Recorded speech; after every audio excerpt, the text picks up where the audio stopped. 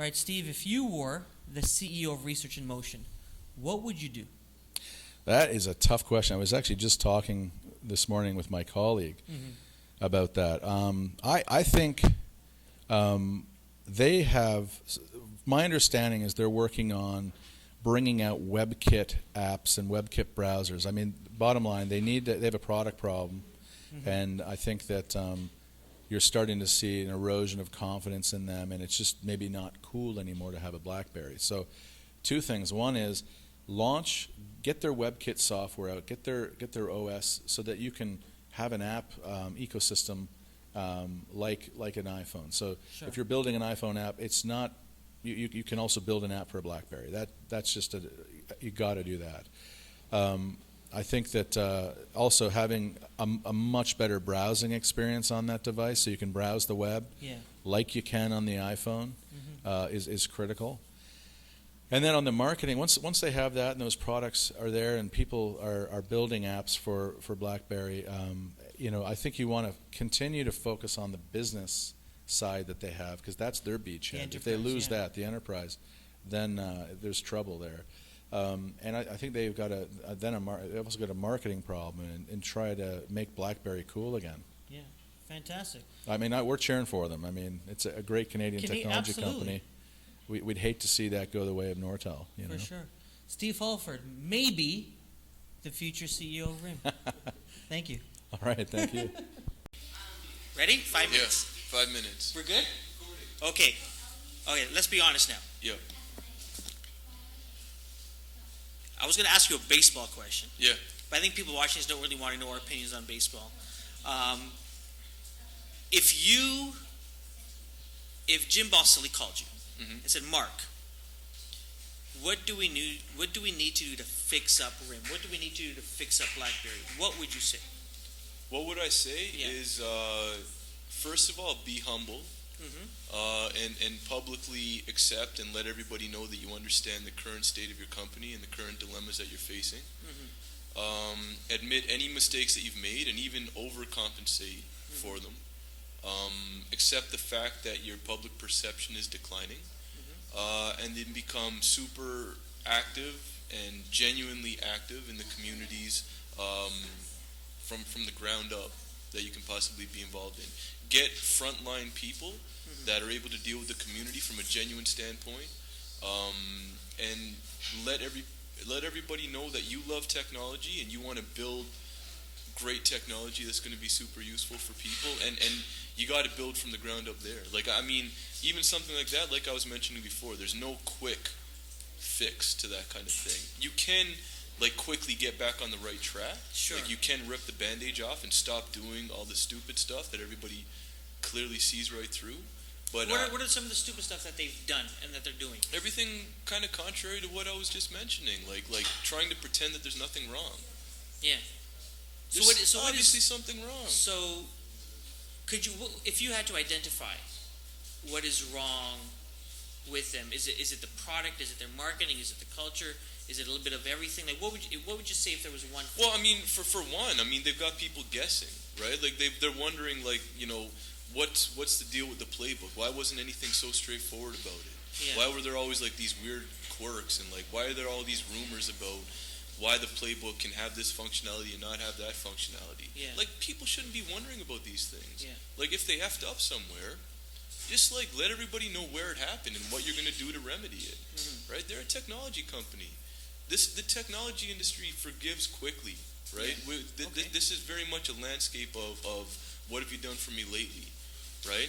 You can reverse fortunes by just stop being a douchebag, right? And start being genuine. I mean, people kind of view you with a guarded approach, but I mean, you'll be welcomed back into the fold. You just need to be a little more straightforward and give people a reason to be excited about what you're producing and gaining that trust back. A few more questions. What do you think is more important, them to gain the trust of the developers or public perception? From this standpoint, and again, this might be me speaking from not a full market perspective, because I know, especially in the Toronto area, I see a lot of Blackberries, right? Sure. but within immediate circles, like getting the developer trust factor back. I know, like, we take a good look at BlackBerry development, so I can't necessarily be speaking for us. I mean, like I said before, we love just dealing with technology. But, I mean, there is a bit of a soured impression about, developing for BlackBerry and how people are going to monetize off their whole app markets and those types of things. So I think, at least in the circles that I find myself in, getting developer interest and support back would probably be a step in the right direction. One last thing. Should they attempt to compete with Apple and Android, or should they focus on enterprise? What would you say? There's no right answer. Yeah. But, what would you say that they should focus on? So, I think there, like, I can't remember who said it, but I've probably heard it a number of times. But like, if you think of the pie, 100% of the pie, if you can like have consistently, reliably service 5% of that, like you've got a business that's going to stay intact for a good long time, right? I mean, I think they need to identify who loves their technology and who currently trusts their technology, and make sure above everything else, they don't lose that. Right? I mean, they need to know who still loves them, and they lost focus. They need to show their dedication to those people. So if that means enterprise businesses, then yes, they need to give those people the tools that they will help them be more productive, will help make their lives easier, will help them, provide them with fewer obstacles during the course of their workday. If they can do that, then they'll be on the right track. Awesome. But they might be, but they might be on that track. But let's just hope they are. I definitely would love to see them stick around. Perfect. Yeah, it's Canadian success story. Let's keep these. Yeah, hell yeah, man. Let's keep it going. For sure. Awesome. Mark Reale on how to fix RIM in BlackBerry. Awesome. Try. All right. Thanks, dude. Thank you. This part is going to go on YouTube. Okay. The long format goes on Vimeo. Okay. So these short ones help to drive traffic. Right. To the big website. For sure. Let me know when we're good. All right, cool. So, Jeremy, you get a letter in the mail, you get an email. You've now been tasked with leading research in motion out of Waterloo. Obviously going through some challenges right now. Their playbook is being discounted by retailers. They're not meeting their numbers. What would you do to fix the company? What I would probably do is I would look for some visionaries from Silicon Valley or New York or wherever. Yeah. I'd be looking for people to talk to, like Kevin Rose. Yeah. These type of people. So right now, RIM has no visionaries, you're saying? I think, all right, go on. All right, so go on. So talk to someone like a Kevin Rose. I think they do have some visionaries, but I'm seeing them become sort of like a Me Too company. Yeah. Especially with their introduction with Playbook. Yeah. It just seems like a complete knockoff of the iPad. Yeah. I think they have to go in their own direction. I don't think they can compete with the Apples of the world. So what I would do is probably talk with some really, really smart people down there in the Valley or wherever to get some feedback. I see Kevin Rose offers companies, advice on how to get back on track. Yeah. And he has really good advice. Kevin Rose is a really, really smart guy. I definitely talked to Kevin Rose. For those people that don't know Kevin Rose. Kevin Rose is the founder of Dig, and he's also, I think, a co-founder of a new mobile company called Milk. Yeah. So Dig has had their problems, too. Right. That's true. They have. I suppose he should talk to some other visionaries, too. But he has a lot of good advice. What I would recommend they do, is scrap their operating system. Yeah. I would go to Android. I think that Android is definitely the future outside of Apple. Yeah. So on all the devices, I would incorporate the Android platform. And I think that would really, really help drive sales. Because you're seeing a lot more people that maybe want a BlackBerry, but they see the Android marketplace, and they don't want to go to Apple, so they go to Android phone. Yeah. And so I think that BlackBerry should definitely incorporate Android into all their devices. I think they should scrap their tablet endeavors. Yeah. I think completely get rid of that.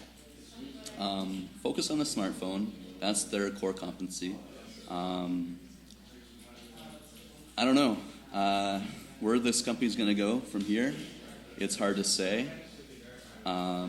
Just stay away from the tablets, please. RIM. So if Jeremy was CEO, get rid of the playbook, Yes. talk to smart, intelligent people that are not at RIM, Yes. and Android. adopt Android. Yeah, I think that's where I would start. Awesome. There you go. Jeremy, new CEO of RIM. Thank you. We're good? Awesome. Cool. He's good. You've seen Chops. Jimmy Fallon. Have you seen Jimmy Fallon? I can't do Jimmy Fallon. No, but have you seen Jimmy Fallon? I've seen him do it. I thought it was Neil Young do it. It's I know. amazing. It's amazing. It is really good. Are we gone again? Okay, here we go. So, we're doing a series, a YouTube series. What would you do if you were the CEO of Research in Motion? Wow. You mean co-CEO? Co-CEO, yeah. You know, first of all, I don't think it's necessarily as broken as some people think it is. Okay. You know, it is tough to compete with some of the people they're competing with. I know that's no excuse. I really think that RIM. My personal belief is that RIM may have missed the boat a little bit on content. I think you know, I remember having some discussions with somebody, you know, with some pretty intimate knowledge of RIM, you know, back a couple of years ago. Sure. And you know, I understand it's a hardware platform. You need to sell more hardware. I would like to see some more interesting and more aggressive content partnerships. I know that, you know, the thing they did with U2. Obviously, I'm in the music business, so I follow that kind of stuff closely. I think that those content partnerships could have been better developed, and then integrated into, you know, successful parts of their system like BBM and especially particularly BBM. I think there were some pretty interesting opportunities there that are still, you know, that are still open. Excellent. Yeah. So the simple answer, interesting content partnerships. Content partnerships. Yeah. Greg Nisbet, future CEO or co-CEO. No. Research in Motion. We may buy them someday. One day. That on camera? Nice. Okay, we're recording. We're recording? Yep. Okay, wonderful. Ameet, congratulations on being the new CEO Thank you. of Research in Motion. Oh, So you've got 2 minutes dude. to tell me what would you do. What are you going to do to fix RIM? They are there now, by the way. Let me check. I'm $19. So you're looking at the stock price there. Yeah, stock prices according to Twitter, or not according to Twitter, but Matt Hartley on Twitter tweeted out that RIM shares are now under $19 in Toronto. Wow. So not necessarily specific to the stock price, but what would you do to fix RIM? Do they need fixing? Without sounding like an ass, I think obviously they do need fixing, right? Like, look at their stock price. Look at some of the recent product announcements. Not as successful as I think they would have hoped they were. I think one of the big things is living up to your commitments. You know, when the playbook first launched, there was a lot of things, a lot of expectations around it, and when it first came out, it wasn't what people were hoping for. I think the latest announcement about the latest OS being delayed, these kind of things are just they're not very professional, right? They don't reflect well on the company. It doesn't make them look like they've really got everything together. Yeah. So, you know, just getting a better handle on product, I think it would be first and foremost. I don't know who's running the product teams over there, but that would kind of be my first area of focus. Second, I think one of the most important things for any company right now who's developing platforms and devices is to be able to have people be able to access and build off of them. So the development community, I think, I haven't heard a lot of great things about people building on BlackBerry devices or building super apps for RIM. Sure. And I think that's been one of the biggest challenges, right? We look at things like Android TO that are just all over the city. That's what's going to drive a lot of that innovation. It's going to come up from the small shops like we see all around Toronto who see an opportunity and are able to build off it and get the support that they need, which is, to me, to us, first and foremost, is the platform going to support us? Do they have the right development contacts for us? Are they going to charge us some money and a ridiculous amount of money to get services, or are they going to make open forums and have events where we can get our questions answered and help to build? Absolutely. So I think I'd put a lot more focus on the development community and take another look at the way that products are being developed or apps are being developed for the platform and what users want to do with it, rather than kind of dictating it from top down. Let it grow organically from the bottom up. Let your developers tell you what they see in the market, and give them some leeway, give them the right resources to help build products and drive more users onto the platform. Fantastic. I think the share prices just went up after that answer. Ameet Wadhwani, new CEO of Research in Motion. Thank you. Thank you, Sean. We can rock You this. ready? Yeah, I'll make it up. All right. Okay, Andrew. Yes, sir. You sell Rocketr. Yep. I don't know if people know you've sold it. Yes. Now you are been appointed CEO, president, no more co-CEOs of Research in Motion. Gotcha. What do you do? Return to the strengths. So similar to, I guess, how Steve Jobs came back to Apple and just cut down to the very core. Mm-hmm. RIM, believe it or not, is not a hardware company at its heart. Yeah. It is not a form factor company at its heart. It does amazing data encryption and data transfer services. And that is what's keeping it in business right now. And I would say that I would look to leverage that core strength in as many ways as possible. So if I need to, I think they're going to continue to invest, obviously, in hardware. Yeah. And so I do think that those investments should be scaled down. I don't think I would be building, half a dozen to a dozen different form factors. I think I would probably pick 2 form factors and trim down to that until I've really nailed my hardware competency. Should they get rid of the playbook or that form factor of the tablet? Well, it's interesting. I mean, I think that there's a BBX, they call it now, the QNX platform there. That tablet, don't be mistaken. There's plenty of conversations outside of these walls in the enterprise right now that are about banning iPads from the workplace, right? Wow. Yeah, there are. I mean, just based on the security risks that posed by that, Okay. which RIM addresses incredibly well. So, keep the playbook in market.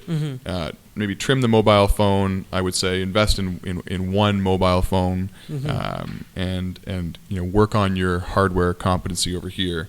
But yeah, I mean, it seems funny to me that they're not mentioned in the same space as like an Amazon when it comes to just servers and data processing and things like that, and that sort of game. It seems like that would be right up RIM's alley in terms of what they're able to provide in terms of the way of infrastructure. I would say, how can you provide that infrastructure to software companies trying to sell into the enterprise? What ways can you sort of invest in those younger coming up software companies and helping them sell to bigger company XYZ or whatever it is? Interesting. Yeah. Because a lot of people would know RIM through the device. Yep. And you're saying it's the technology within that device that is RIM's strength.